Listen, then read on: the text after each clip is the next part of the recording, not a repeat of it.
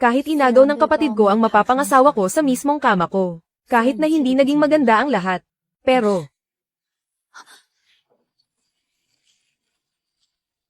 bilang tagahawak ng sistema ng oras at espasyo, maaari akong pumasok sa ibang mundo araw-araw para mangolekta ng 12 oras. Paglipas ng oras, automatikong babalik sa orihinal na mundo. Dahil binigyan ako ng tadhana ng bagong daan, susubukan ko ito. Mas mabuti na ito kaysa manatili sa nakakadiring pamilyang iyon.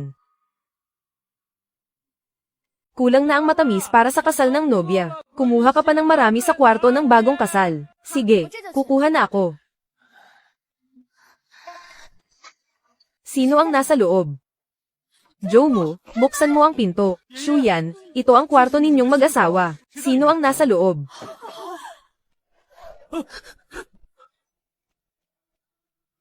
Song Zhaojiao, wala ka bang hiya?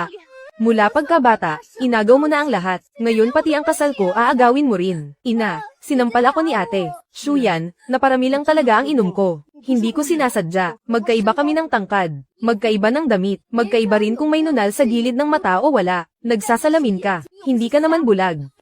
Song Shuyan, nababaliw ka na ba? Ganyan na nga ang sinapit ng kapatid mo. Sasaktan mo pa siya. Pumasok siya sa kwarto ko. At sinipingan ang mapapangasawa ko. Hindi ko ba siya pwedeng saktan? Ate, nangyari na ang nangyari. Kailangan panagutan ako ng bayaw ko, hindi ba? Ayoko sa lalaking marumi na. Shuyan, Pamilya Joe ang may kasalanan sa iyo rito. Sabihin mo lang kung anong bayad pinsala ang gusto mo. Sa totoo lang, kasalanan din ito ng kapatid mo. Magbigayan na lang tayong lahat. Hayaan na nating si Zhao Jiao ang magpakasal. Papayag akong kanselahin ang kasal. Ang dot ng Pamilya Joe. Ibigay niyo sa akin ang natitirang pera. Bilang bayad sa pinsalang emosyonal ko. Pera lang ang nasa isip mo. Nasira na ang buhay ng kapatid mo. Pera pa rin ang gusto mo. Hindi ba dapat lang na humingi ako ng pera? Ate, bakit ang lupit mo? Mas malupit ka. Pinunit mo ang permit ko sa exam. Inagaw mo ang trabaho ko. Ngayon, inagaw mo ang lalaki ko. Ikaw rin ang pamunit ng permit ko sa exam. Nasaan ang family register? Magpaparehistro sina Zhao Jiao at Joe mo ngayong hapon. Kung gusto nyo ng family register, magbayad muna kayo. Ikaw na pabigat ka. Oo, nandito ako para maningil ng utang. Utang para sa exam ko. Utang para sa trabaho ko. At ang utang para sa kasal na ito ngayon. Bigyan nyo si Shuyan ng 150 yuan bilang bayad pinsala. Ama, iyon ang ipon ko. Mula ngayon, bawat bagay na inagaw mo, may kapalit na kabayaran. Sana mapanatili mo ang lalaking inagaw mo. May isa pa akong sasabihin. Buntis ako, at kambal pa ito. Shuyan, kailangan mong manatili sa bahay mula ngayon, para tulungan akong mag-alaga ng mga bata. Buntis ako ng kambal. 39 na taong gulang ka na, buntis ka pa ng kambal. Napakadelikado niyan. Kung gusto kong manganak, manggang anak ako. Anak ko ito. Walang sino man ang makakapigil sa akin. Ina. Akala mo ba hindi ko alam kung ano ang binabalak mo? Ina, ang sarap sa pakiramdam na maging ate ulit. Wala namang trabaho si ate ngayon. Kaya tamang-tama na sa bahay lang siya para alagaan ka. At matutulungan ka pa niya sa pag-aalaga ng mga nakababata kong kapatid. Nakalimutan mo na ba kung sino ang nagnakaw ng trabaho ko? Ate, tinutulungan lang naman kitang gama ng pasanin mo ah. Ang tinatawag mong pagtulong ay ang pagnakaw sa buhay ko. Para gawin niyo akong yaya. Nakikitira at nakikikain ka rito. Ano bang masama kung tumulong kang mag-alaga ng bata? Hindi ako ang nagluwal sa mga batang iyan. Anak mo ako. Hindi isang katulong na binabayaran mo. Mula bukas, sa bahay ka lang at gumawa ng mga posporo. Huwag mong isiping makakakain ka ng libre rito. Sige, aalis ako para hindi na sumakit ang mga mata mo sa akin. Yan, babalik ka ba talaga sa probinsya? Gusto ko muna ng katahimikan. Sa susunod na taon, mag-aaral ulit ako, para kumuha ng gawkaw. Sa probinsya ngayon, sama-sama ang lahat sa pagkain. Nasa syudad ang rasyon mo ng pagkain. Natatakot akong magutom ka roon. Mayroon naman akong perang pambayad para makabili ng pagkain. Ibinili ka ni ama ng pansit at malted milk. At dalhan mo rin ng mooncake sina lolo at lola. Yan, patawad at hindi ka naprotektahan ni ama. Ikaw na lang sa pamilyang ito, ang kaysa isang taong nagtatanggol sa akin.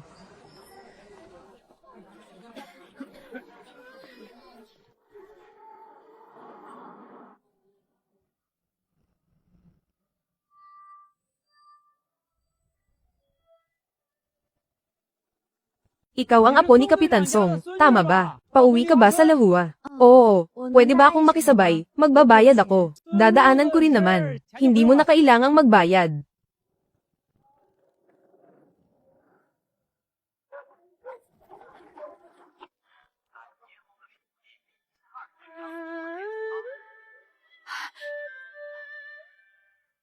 Yan.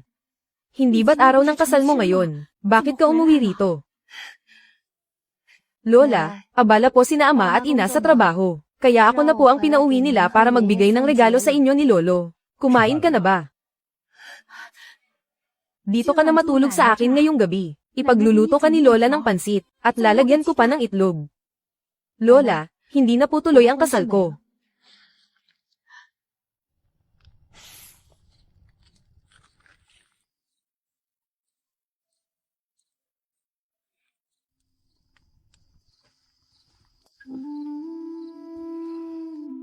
Yan, kainin mo na habang mainit pa. Biyaya.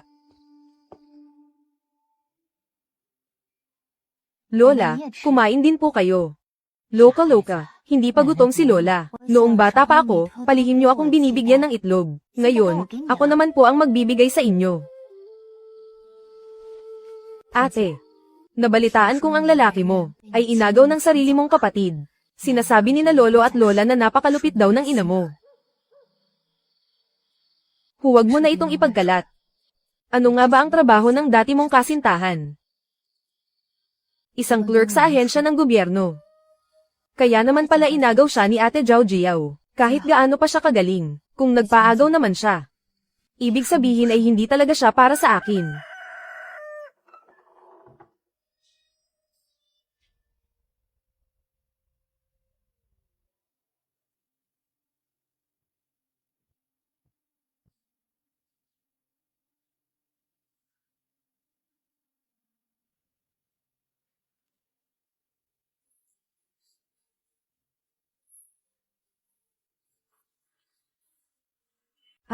Ano ito? 什么东西？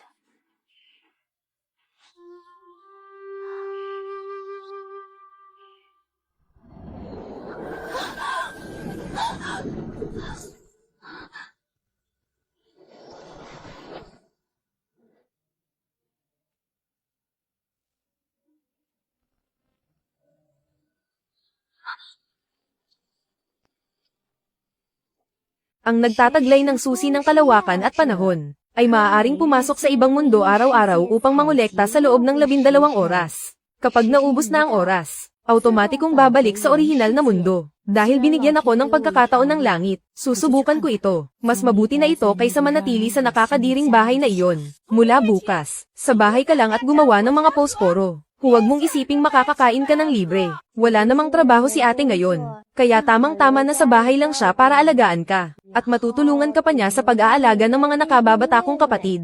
Maligayang pagdating sa lugar ng koleksyon sa kabilang dimensyon ng Blue Star. Sa pusod ng bundok ilaw sa Timog Yunnan, sa lambak ng mga taong gubat. Lambak ng mga taong gubat.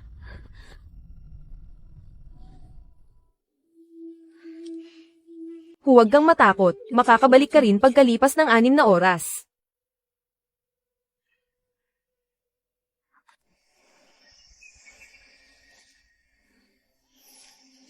Ibebenta ko itong mga pinatuyo. Gaano karaming pagkain kaya ang mabibili ko rito?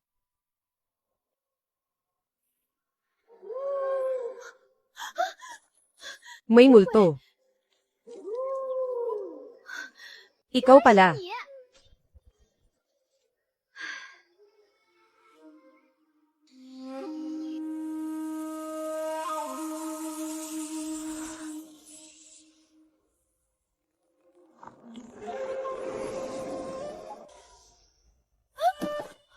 Patay.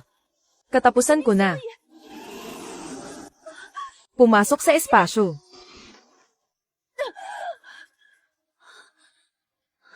Ginto. Muntik na akong maging pagkain sa tiyan ng ahas. 蛇肚子里的粮了。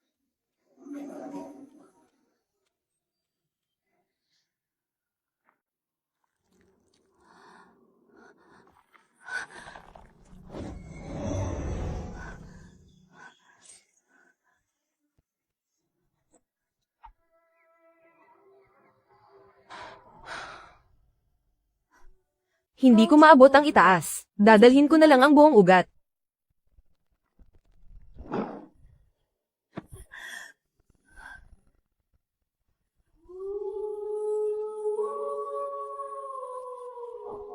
Shuyan. Ikaw lang ang palagi kong mahal. Kumuha na tayo ng marriage certificate. Okay, kasal ka na kay Song Jiao. Nagkamali ako ng tao. Patawarin mo ako, parang awa mo na. Hinding-hindi kita mapapatawad.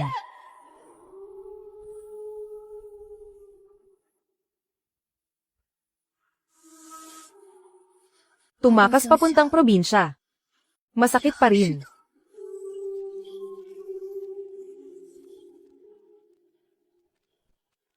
May tubig.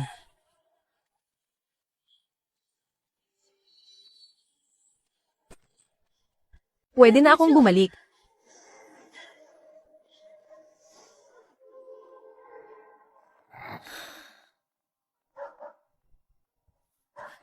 Saan ka ba nagpunta? Buong umaga kang hinanap ni Lola. Pumunta ako sa bundok para manguha ng ligaw na gulay. Maraming ahas sa bundok. Huwag ka nang magpagala-gala sa susunod.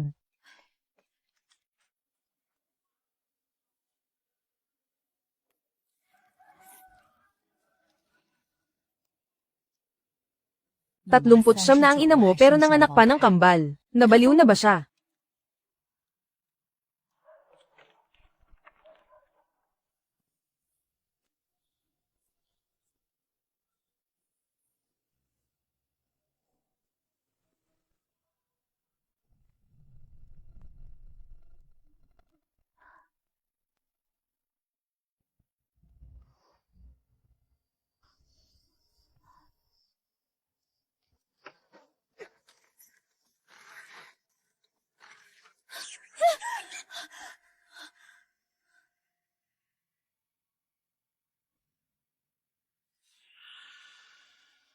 Sa lumang bahay ng asendero, may nakatagong kayamanan. Ito ay tunay na gawa ni Shenzhou.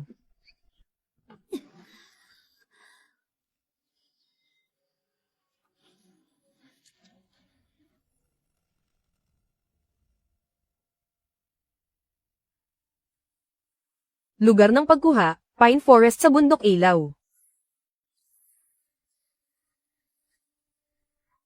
Yayaman na tayo.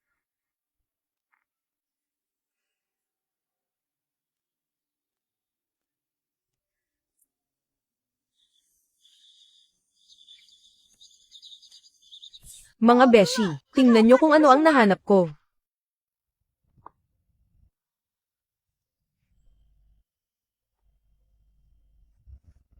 Miss Maganda, isa ka bang Kyukang? Bakit ang retro ng suot mo? Ano ang Kyukang? Anong taon na ngayon? Hindi ka ba talaga taga-modernong panahon? Mga beshi, nakatagpo ng sinaunang tribo sa bundok ilaw. Napakagandang babae. Sinaunang tao. Hindi naman ako taong yungib. Nanbuwa ka ng kabute. Bibilhin ko lahat. Hahatiin ko sa'yo ang mga regalo sa livestream. Bibilhin mo talaga. Bibilhin. At isasama kita sa baba ng bundok para ipagpalit ng pagkain. Huwag mong sabihin. Balak mo akong kidnapin at ibenta.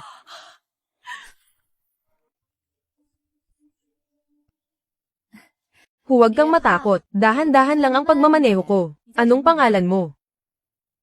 Song Shuyan. Song Shuyan. Ang ganda ng pangalan mo. Sa mga libro, may mga dilag na kasing ganda ng jade. Hindi ko alam. Mga nakatatanda ang nagbigay niyan. Gusto kang tulungan ng lahat. Mamaya, sasamahan kitang bumili ng pagkain.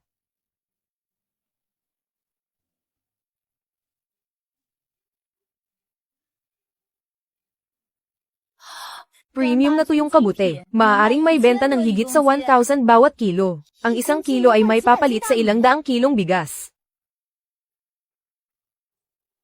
Huwag kayong magmadali, isa-isa lang.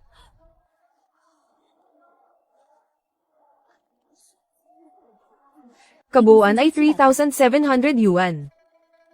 Ang pera rito. Ang pinakamalaking halaga ay 100. Ate Shinyu. Little Shuyan, kami ay mga taga-suporta ni Zhangya, mga die-hard fans sa live stream. Napanood namin ang live stream tungkol sa'yo. Nandito ang lahat para tulungan ka. Dinalhan ka namin ng mga damit, mga merienda, gatas, at prutas. Shuyan, ito ang mga lumang damit ng anak ko. Malilinis lahat yan. May kumot din. Mainit itong kumot sa gabi. Nag-ambagan kami para ibili ka ng cake. At may kurtina rin para harangan ang liwanag. Shampoo para sa buhok mo. Salamat sa inyong lahat. Tumayo ka na. Alagaan mong mabuti ang sarili mo. Dapat mamuhay ng maayos ang mga babae. Tawagin mo na ang mga kaanak mo para hakutin ito. Bawal ang mga tagalabas sa lupain ng aming angkan. Sinasamba sa kabundukan, gintong sawa, at ang sagradong ibon. Hindi gusto ang mga tagalabas. Mauuna na kami kung ganoon. Mag-ingat ka.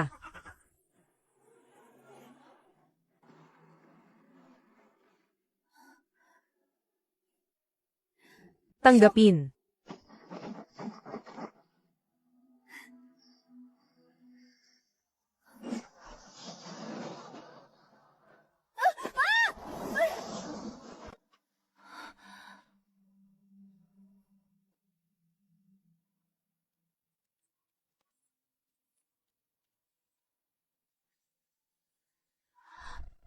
Sapat na ito para makabili ng libo-libong kilo ng bigas.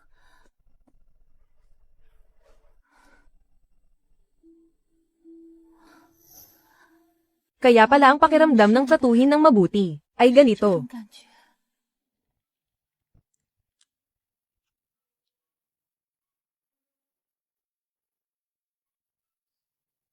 Kapag naibenta ang mga ito, makakakuha ng pera at makakapagligtas din ng tao.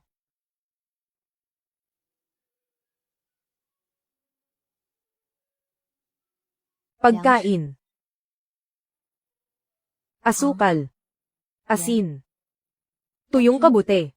Sabon. Pulang asukal.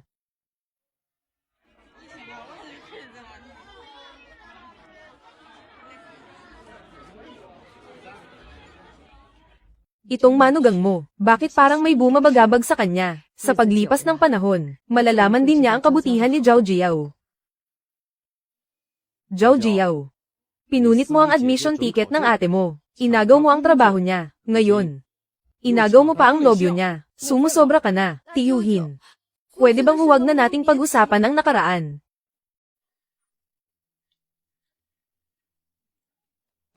Bumukas ang pinto ng langit at lupa. Pumasok ang mga Diyos ng kayamanan.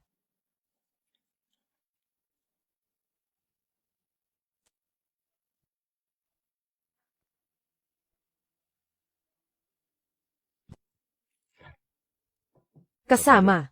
Kinukuha namin lahat ng ito.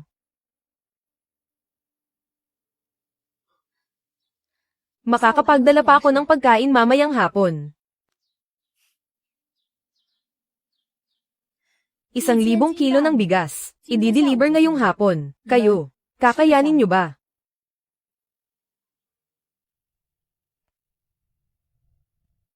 Sigurado ka bang 1,000 kilo? Basta tama ang presyo. May 2,000 kilo pa bukas. Kukunin namin. Mas mahirap pang kumuha ng pagkain kaysa ginto ngayon. Saan ka kumuha ng ganito karaming pagkain? Nag-imbak ng pagkain ang mga kamag-anak sa probinsya. Kumakain ng sama-sama, hindi magamit, ipinabebenta sa akin. 35 sentimos bawat kilo. Dalhin mo rito, babayaran ka namin agad.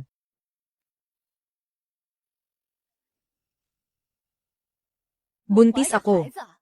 Pinapakain mo ako ng ligaw na gulay. Hindi ako hayop. Kung ayaw mong kumain, huwag kang kumain. Binitbit ito ni Yan Yan mula sa probinsya. Ito ay mula sa puso. Tumahimik ka na nga. Ama. Gusto kong pumasok sa universidad ng militar para maging doktor sa susunod na taon. Gusto mong maging doktor ng militar. Gusto kong makapasok sa universidad sa sarili kong pagsisikap. Bilihan ng pagkain. Gusto ko ring makahanap ng maasahang sundalo.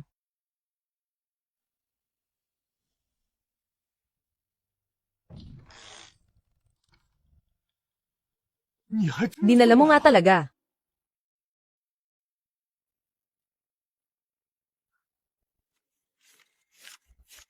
Kasama. Kung may pagkain pa sa susunod, dalhin mo lang dito. May 2,000 kilo pa bukas. Hampas lupa. Kung hindi ka bibili, huwag kang hamarang sa daan. Binangga mo ako, dapat kang humingi ng tawad. Wala ka namang pera, nagpapanggap ka pa. Shin Ziyi, sinong tinatawag mong patay gutom? Ang ganitong pag-uugali, ay parang isang kapitalista.